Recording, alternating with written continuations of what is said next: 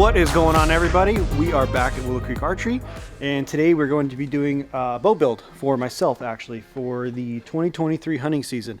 So the new bow finally showed up. We got some new features on it that I'm actually pretty excited for. So let's open the box and we're going to start playing with this stuff.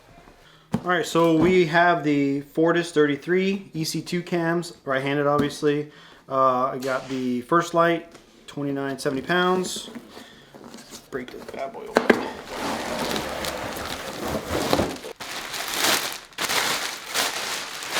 Save this in the manual.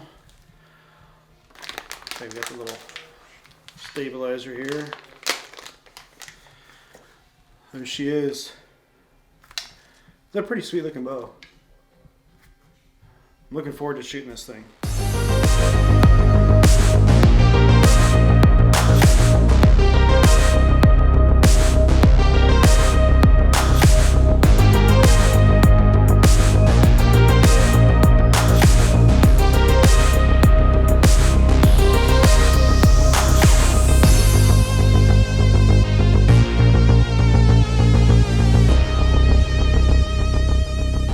So typically with bow build that we do, we swap over all the components from our older bow, put them on the new bow.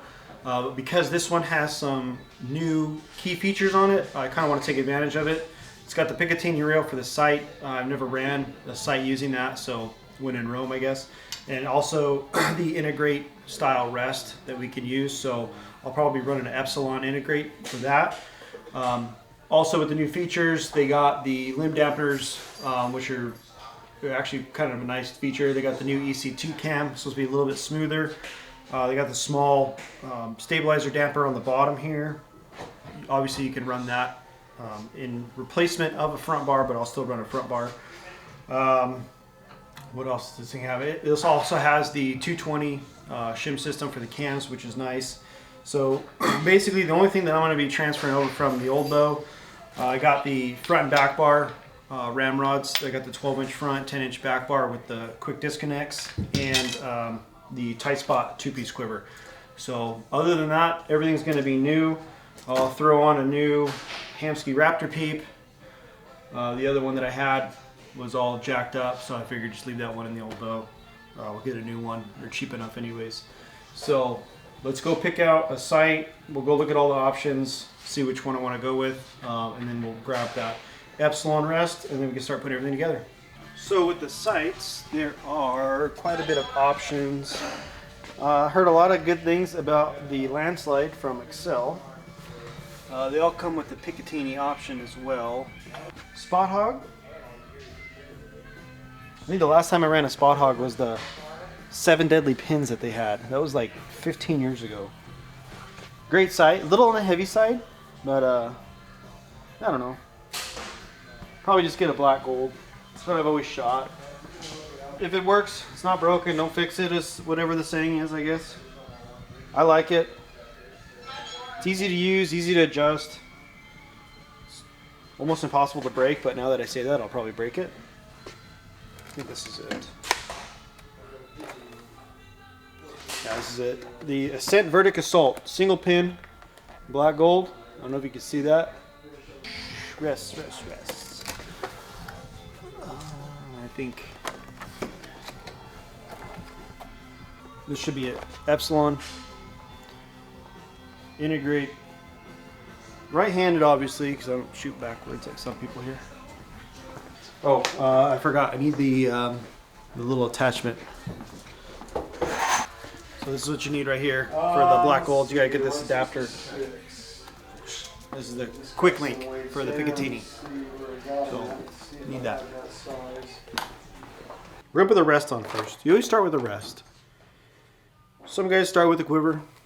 I start with the rest. We got the Epsilon, which I thought this was integrate, but apparently someone who works here says, no, you need the bracket.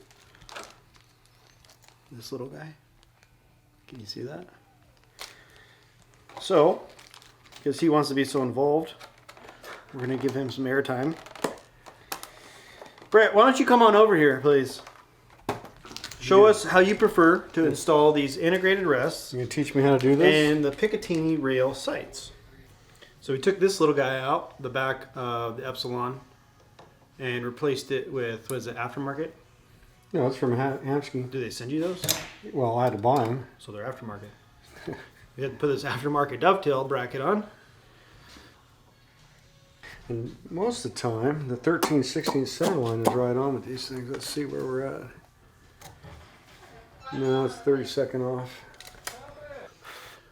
So the nice thing about me having to get a new rest and not swapping over from my Trinity that I have on my other bow is I get the new dampening system instead of the spring, which I've had. I don't know if you guys pay attention to any of our videos, you probably don't, but I had a spring break on one of my last bow at the Big Bear tournament, yeah, last shot. Yeah, the last big tournament we shot with that bow, or actually the last tournament I shot with my hunting bow, the spring snapped. So they fixed it with this new system, but I haven't had the need to buy a new rest because it worked perfectly fine until now, which going with the integrate system. So as far as peace of mind goes, that'll help. All right, so apparently we got to put this quick link together. Okay, now that's on the inside. That's on the inside. So you're going to want to put this on the same way. So it's going to go like this. Okay, so you got both those screws. And just like that, voila, it's done. So we took this chingadera off. X-base. It's a chingadera, and we put the Chingus Dominguez on. Chingadera, Chingus Dominguez, we swapped them. X-base and a quick link. X-base, what do you like, the X-Force? Well, you want to know what to buy. They come and ask for a Jingadera.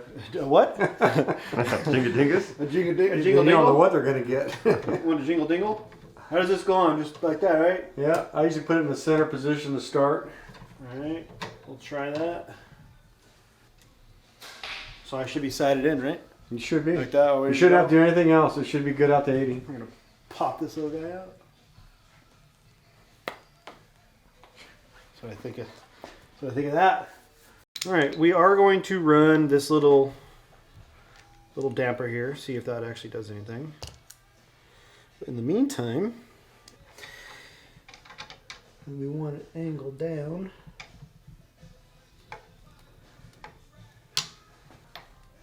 Shout out to Ramrods and their Edge quick disconnect side bracket.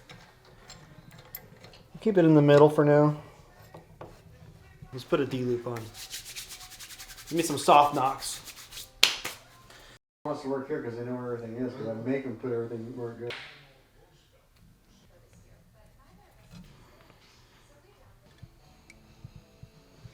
As tight as it's gonna go. All right, we're gonna go check the peep height and the draw length.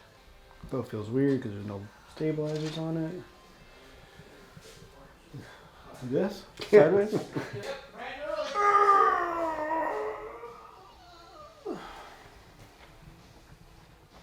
Draw length feel okay or too long? Yeah, it's a little long. That feel better? Still way too high. You need to see where the point is at the bottom. That's where the peep needs to be. All right, we go put it in the press and don't do it that much when it's under tension. The hair. How many hairs was that? That was one. Gotta change the lid off on that. I'm gonna put the quiver on and the stabilizers just so I can kind of get a feel of how I suppose it's gonna react to my hand when I draw it back. All right, well that's pretty much how my 2023 hunting rig is going to look. We got all the new stuff on there along with some of the old stuff from the XF. So over the next couple nights, I'm going to mess with the cams, shimming them if I need to, messing with the stops, the let off. I'll get my peep sight tied in, adjust my rest where I need to, check my first, second, and third access on my sight, and then hopefully get to the range in a few days. Start shooting this thing, get a sight tape made, and then make any final adjustments I need to. Be sure to comment down below if you guys have shot PSE's new line of bows, or if you shot this one in particular. Let us know what you think. If you're in the area, be sure to stop by Willow Creek. Nothing but great service. Obviously, I have a biased opinion, but I think it's one of the most premier shops in Southern California anyways. Thanks for watching this video. Hope you guys enjoyed it, and we'll catch you on the next one. Peace.